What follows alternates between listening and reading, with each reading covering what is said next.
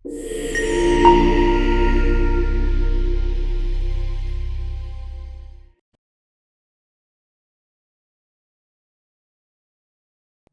കഥകൾക്കായി NKS audio books എന്ന ഈ YouTube channel മറക്കാതെ സബ്സ്ക്രൈബ് ചെയ്യുക. രത്നവ്യാപാരിയുടെ ആളുകൾ വീരഭദ്രനെ വളഞ്ഞു. അപ്പോഴാണ് അയാൾക്ക് തൻ്റെ കയ്യിലുള്ള തൂവലിനെ പറ്റി ഓർമ്മ വന്നത്. അവൻ ആ തൂവൽ കയ്യിലെടുത്തു. അരികിൽ പുകഞ്ഞുകൊണ്ടിരുന്ന സാമ്പ്രാണിയിലേക്ക് ആ തൂവലിട്ടു. പുക മുകളിലേക്ക് ഉയർന്നു. പെട്ടെന്നാണത് സംഭവിച്ചത്. അവർക്കിടയിലേക്ക് 2 ആനറാഞ്ചി പക്ഷികൾ ചിറകടിച്ച് പറന്നു വന്നു. ചുറ്റുമുള്ളവർക്ക് ചിന്തിക്കാൻ സമയം കിട്ടുന്നതിന് മുൻപ് തന്നെ വീരഭദ്രൻ രുക്മിണിയെയും കൊണ്ട് പക്ഷിയുടെ മുതുകിൽ കയറി. പക്ഷി അവരെയും കൊണ്ട് ആകാശത്തിലേക്ക് ഉയർന്നു. ചുറ്റുമുള്ളവർ അത്ഭുതത്തോടെ ആ കാഴ്ച നോക്കി നിന്നു. 7 കടലുകളും ദ്വീപുകളും കടന്ന് പക്ഷികൾ ആ പഴയ കാട്ടിലെത്തി. വീരഭദ്രനെയും രുക്മിണിയെയും അവിടെ ഇറക്കി യാത്ര പറഞ്ഞു പിരിഞ്ഞു. രുക്മിണിയും വീരഭദ്രനും ഒട്ടും സമയം കളയാതെ ആ ശിവക്ഷേത്രത്തിലേക്ക് യാത്രയായി. കീർത്തിവീരൻ നിരാശയോടെ ആ പ്രതിമയ്ക്കരികിൽ തന്നെ ഉണ്ടായിരുന്നു. അകലെ മാറി നിന്നുകൊണ്ട് രുക്മിണിയും വീരഭദ്രനും ആ കാഴ്ച കണ്ടു. തന്നെ വരച്ചു വച്ചതുപോലെയുള്ള ആ പ്രതിമ കണ്ട് രുക്മിണി അത്ഭുതപ്പെട്ടുപോയി. അതിനരികിൽ തന്നെ പ്രണയപരവശനായി തൻ്റെ രാജകുമാരനിരിക്കുന്നു. ഒറ്റ നോട്ടത്തിൽ തന്നെ അവൾക്ക് അവനെ ഇഷ്ടമായി. വീരഭദ്രൻ പറഞ്ഞു, അതാണ് എൻ്റെ കൂട്ടുകാരൻ, നമുക്കവനെ ഒന്ന് പരീക്ഷിക്കാം.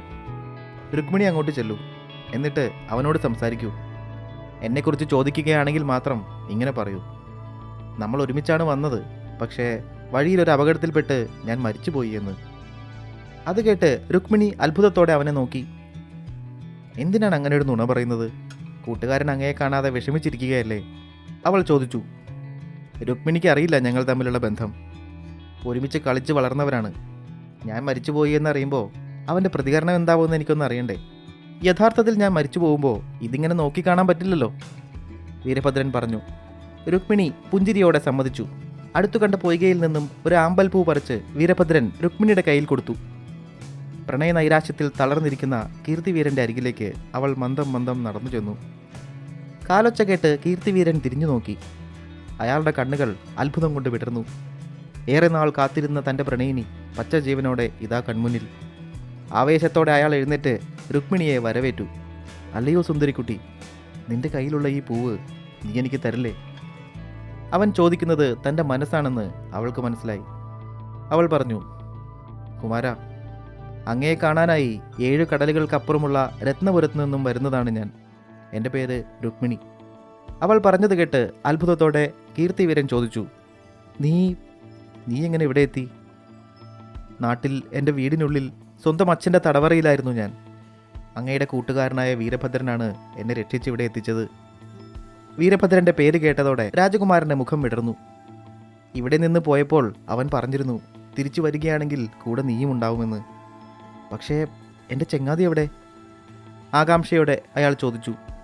ഈ സമയത്ത് പുഞ്ചിരിയോടെ അകലെ നിന്നും ഈ രംഗം നോക്കി നിൽക്കുകയായിരുന്നു വീരഭദ്രൻ. രുക്മിണി വ്യസനം നടിച്ചു പറഞ്ഞു, അത് ഇങ്ങോട്ട് തിരിച്ചു വരുന്ന വഴിക്ക് ഒരു അപകടമുണ്ടായി. വീരഭദ്രൻ മരിച്ചുപോയി. രുക്മിണി പറഞ്ഞത് കേട്ട് കീർത്തിവീരൻ തളർന്നു താഴേക്കിരുന്നു. ഗദ്ഗദത്തോടെ അയാൾ പറഞ്ഞു, ഓർമ്മ വെച്ച കാലം മുതൽ ഞങ്ങൾ ഒരുമിച്ചായിരുന്നു. ഒരു നിമിഷം പോലും പിരിഞ്ഞിരുന്നിട്ടില്ല. രുക്മിണിയെ തേടി അവൻ പോവുകയാണെന്ന് പറഞ്ഞപ്പോൾ തനിയെ അയക്കരുതെന്ന് എനിക്ക് ആഗ്രഹമുണ്ടായിരുന്നു. പക്ഷേ എൻ്റെ മനസ്സ് കൈവിട്ടു പോയിരുന്നു. അവന് അപകടമൊന്നും വരാതെ സൂക്ഷിക്കേണ്ടത് എൻ്റെ കടമയായിരുന്നു രുക്മിണി. ആ വാക്ക് പാലിക്കാൻ എനിക്കായില്ല. രുക്മിണി എന്നോട് ക്ഷമിക്കണം. എനിക്കിനി ജീവിക്കാൻ അർഹതയില്ല. പറഞ്ഞു തീർന്നതും രുക്മിണി ഞെട്ടിത്തിരിഞ്ഞു നോക്കി. അപ്പോഴേക്കും വൈകിപ്പോയിരുന്നു. തൻ്റെ കയ്യിലുള്ള കഠാര വലിച്ചൂരിയെടുത്ത് കീർത്തിവീരൻ സ്വന്തം നെഞ്ചിൽ കുത്തിയിറക്കി. തൽക്ഷണം അവനവിടെ മരിച്ചു വീണു. ഈ രംഗം കണ്ട് അകലെ മറഞ്ഞു നിന്നിരുന്ന വീരഭദ്രൻ ഞെട്ടിപ്പോയി.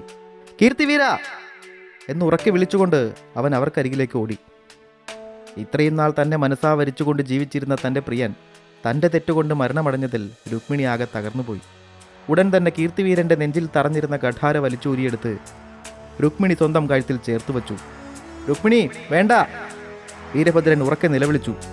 പക്ഷേ അയാളുടെ വാക്കുകൾ കേൾക്കാൻ രുക്മിണി തയ്യാറായില്ല. വീരഭദ്രൻ ഓടിയടുത്തേക്ക് എത്തുന്നതിന് മുൻപ് തന്നെ മൂർച്ചയേറിയ ആ കത്തി രുക്മിണി തൻ്റെ കഴുത്തിലൂടെ വലിച്ചു. തൽക്ഷണം അവളും കീർത്തിവീരൻ്റെ അരികിൽ മരിച്ചു വീണു. തൻ്റെ കൂട്ടുകാരന് വേണ്ടി 7 കടലുകൾ താണ്ടിപ്പോയി ഇത്രയേറെ കഷ്ടപ്പെട്ടിട്ടും വിധി തന്നെ തോൽപ്പിച്ചിരിക്കുന്നു. ഇനി താനും ജീവിച്ചിരിക്കുന്നതിൽ അർത്ഥമില്ല എന്ന് വീരഭദ്രനും തോന്നി. തൻ്റെ ഉടവാൾ വലിച്ചൂരിയെടുത്ത് അവനും സ്വന്തം കഴുത്തിൽ കുത്തിയിറക്കി. അപ്പോഴാണ് ക്ഷേത്രത്തിലെ പൂജാരി അവിടേക്ക് വന്നത്.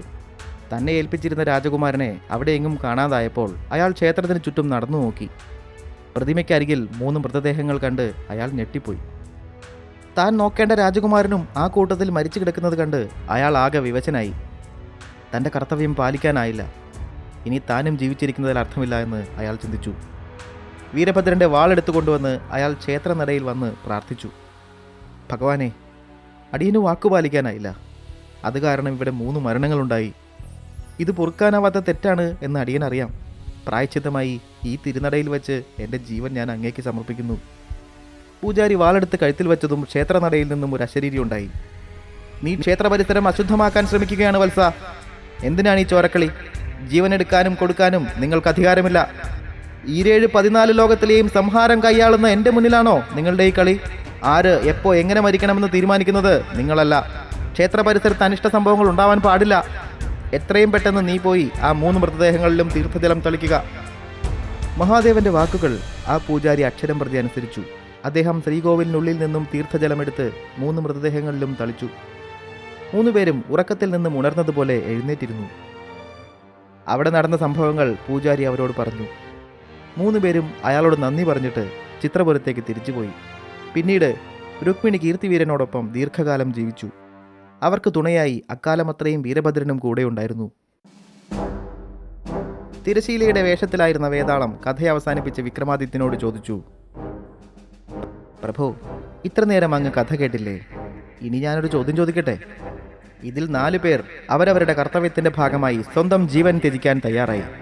പക്ഷേ ഇതിൽ ആരുടെ ത്യാഗമാണ് മഹനീയം? ഒന്നും ആലോചിക്കാതെ വിക്രമാദിത്യൻ പറഞ്ഞു, രാജകുമാരൻ്റെ ത്യാഗം. ഇതിൽ ഇത്ര സംശയിക്കാനെന്താ? വിക്രമാദിത്യൻ പറഞ്ഞത് കേട്ട് മൗനമുദ്ര നെറ്റിച്ചുളിച്ചു.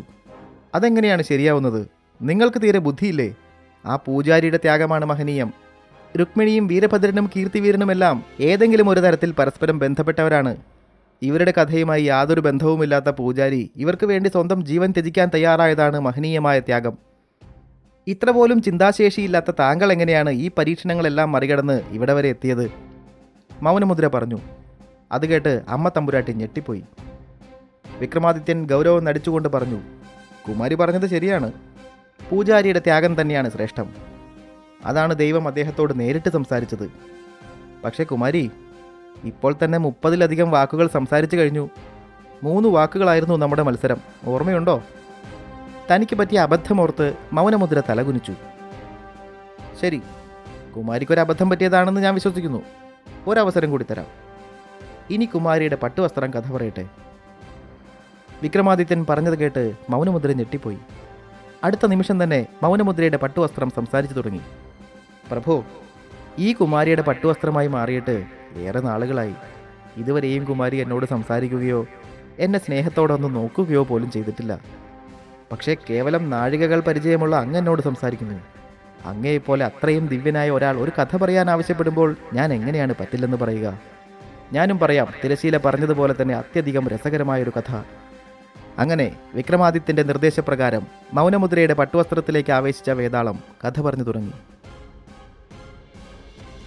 വളരെ കാലം മുൻപ് ശ്രീരംഗം എന്ന ഒരു രാജ്യത്ത് സുമരൂപൻ എന്ന ഒരു രാജാവുണ്ടായിരുന്നു. അദ്ദേഹത്തിൻ്റെ മകളുടെ പേരായിരുന്നു ചിത്രാംഗത. വിശ്വരൂപൻ എന്ന ആ രാജ്യത്തെ മന്ത്രികുമാരൻ ചിത്രാംഗതയുടെ കളിക്കൂട്ടുകാരനായിരുന്നു. എപ്പോഴും ഇരുവരും അടുത്തുണ്ടാവും. കാലം കടന്നുപോയി. ഇരുവരും യൗവനയുക്തരായി. അതോടെ 2 പേരുടെയും സൗഹൃദം പ്രണയമായി വഴിമാറി. ചെറുപ്പം മുതലേ ഒരുമിച്ച് കളിച്ചു വളർന്നവരായതിനാൽ ഈ ബന്ധത്തിൽ കൊട്ടാരത്തിലുള്ള ആർക്കും സംശയം തോന്നിയില്ല. രാത്രികാലങ്ങളിൽ പോലും ഇരുവരും ആരും അറിയാതെ കണ്ടുമുട്ടിയിരുന്നു. അങ്ങനെയിരിക്കെ ഒരു നാൾ കുമാരിക്ക് ഗർഭലക്ഷണങ്ങൾ കണ്ടു തുടങ്ങി. ആദ്യമൊക്കെ അവൾ അത് അവഗണിച്ചു. പക്ഷേ ലക്ഷണങ്ങൾ പുറത്തറിയുമെന്ന സ്ഥിതി വന്നപ്പോൾ അവൾക്ക് പരിഭ്രമമായി. അവൾ വിവരം വിശ്വരൂപനെ അറിയിച്ചു. പ്രഭു, ഞാനിപ്പോൾ 4 മാസം ഗർഭിണിയാണ്. ഇനിയും ഇത് തുടർന്നുകൊണ്ട് പോകാൻ കഴിയില്ല. എത്രയും പെട്ടെന്ന് നമ്മളൊരു തീരുമാനമെടുക്കണം.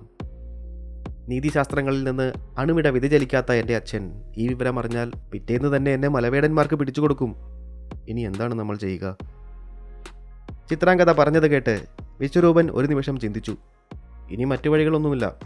ഒരുമിച്ച് ജീവിക്കണമെങ്കിൽ നാം ഇവിടെ നിന്നും പോയേ പറ്റൂ. ചിത്രാംഗതയ്ക്ക് എന്നെ വിശ്വാസമുണ്ടെങ്കിൽ എൻ്റെ കൂടെ വരിക. പുറത്തുപോയി ഒരുമിച്ച് ജീവിക്കാൻ വിശ്വരൂപൻ ധൈര്യം കാണിച്ചതോടെ ചിത്രാംഗതയ്ക്ക് സമാധാനമായി. അവൾ അവൻ്റെ കൂടെ ചെല്ലാമെന്നേറ്റു. അങ്ങനെ ഇരുവരും ആരും കാണാതെ കൊട്ടാരത്തിൽ നിന്നും പുറപ്പെട്ടു.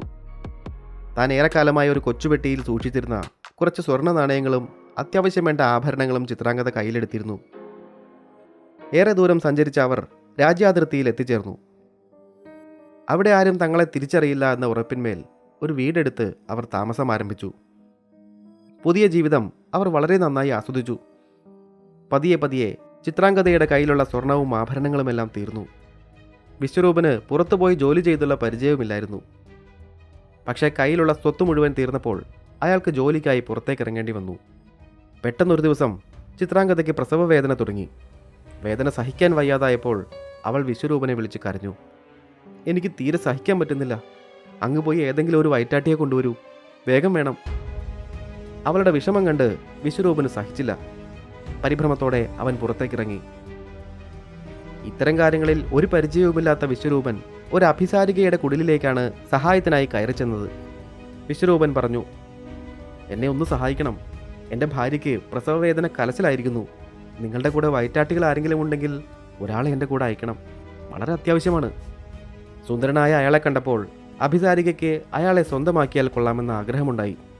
അവർ പറഞ്ഞു, ഇവിടെയുള്ള സ്ത്രീകളെല്ലാം പുറത്തൊരാവശ്യത്തിന് വേണ്ടി പോയിരിക്കുകയാണല്ലോ, വരേണ്ട സമയമായിട്ടുണ്ട്, നിങ്ങൾ അകത്തേക്കിരിക്കൂ. അല്ല, എനിക്ക് അത്യാവശ്യമാണ്, പെട്ടെന്ന് ആരെങ്കിലും ഒന്ന് വിളിച്ചിരുന്നെങ്കിൽ, അയാൾ പരിഭ്രമത്തോടെ പറഞ്ഞു. ഒന്നും പേടിക്കേണ്ടെന്നേ, ഇതെല്ലാം കൈകാര്യം ചെയ്ത് പരിചയമുള്ള ഒത്തിരി സ്ത്രീകൾ എൻ്റെ കൂടെയുണ്ട്, ധൈര്യമായി അകത്തേക്ക് വരൂ. അവരുടെ വാക്കുകൾ കേട്ട് വിശ്വരൂപൻ ധൈര്യമായി അകത്തേക്ക് കയറി ചെന്നു. അഭിസാരിക അയാളെ കട്ടിലിൽ പിടിച്ചിരുത്തി. അതിനുശേഷം ചവയ്ക്കാനായി മുറുക്കാൻ എടുത്തു കൊടുത്തു. മുറുക്കാൻ വായിൽ വച്ച് ചവച്ചതും വിശ്വരൂപൻ ഒരു പോത്തായി മാറി. അഭിസാരിക അവനെ തൊഴുത്തിൽ കെട്ടിയിട്ടു. ഇതേ സമയം വേദന സഹിക്കാൻ കഴിയാതെ സഹായത്തിനായി കരയുകയായിരുന്നു ചിത്രാംഗത.